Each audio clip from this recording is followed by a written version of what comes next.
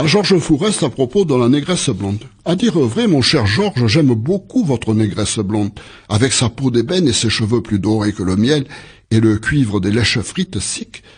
Cannibale qui plus est. Cannibale mais ingénu, comme un droit sorti, il faut bien l'avouer, d'un album de Chromo de l'époque coloniale, qui nous l'exhibe dansant la fanfoula, la bamboula, et sûrement le banania boum tralala. J'apprécie vos inventions langagières.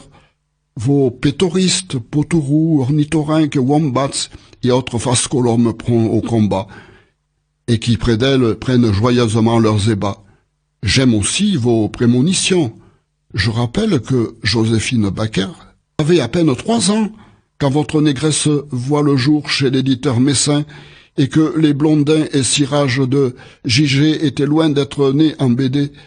Vos connaissances ethnologiques du monde et de la mode papouas, où tatouage et papouillage semblent être les deux mamelles de la contrée, m'épatent également, mais par contre, si j'ose dire, la dilatation des fesses de votre belle négresse sur lesquelles on peut écrire à l'encre violette deux sonnets sibyllins, rimés par le poète Mallarmé, me laisse pantois. Quel pupitre de chair et de cellulite est-ce là qui puisse faire tenir sur ses contreforts 2 fois 14 vers, lisibles ou du moins déchiffrables, fussent-ils énigmatiques? Je veux bien comprendre qu'il s'agit d'une vanne perverse à l'adresse de la poésie hermétique de Mallarmé, sur laquelle, visiblement, vous-même vous n'hésitez pas à vous asseoir. Mais de là à imaginer, trônant côte à côte sur le même tableau noir, c'est le cas de le dire, à la nuit accablante tue, et le vierge, le vivace et le bel aujourd'hui, c'est un peu gros, un peu gonflé, un peu adipeux.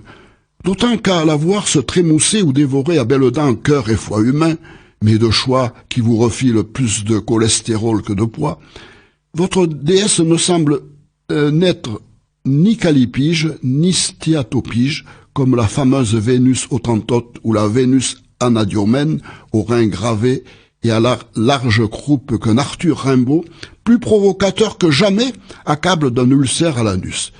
Alors quoi, c'est bien Mallarmé que vous visez, je crois? Eh bien, je vais vous dire, si j'avais à faire pareil aujourd'hui, je taguerais plutôt brièvement sur le même popotin épanoui le nom d'une des fragrances fraîcheurs qu'on trouve dans nos modernes aérosols à spray qui désodorisent nos petits endroits intimes. Brise marine, oui, brise marine, ça ne s'invente pas. Et surtout c'est concis. Ah, la concision et le raffinement. Mallarmé adorait ça. Ce serait de toute évidence moins encombrant et on pourrait même aller jusqu'à brise-narine, n'est-ce pas?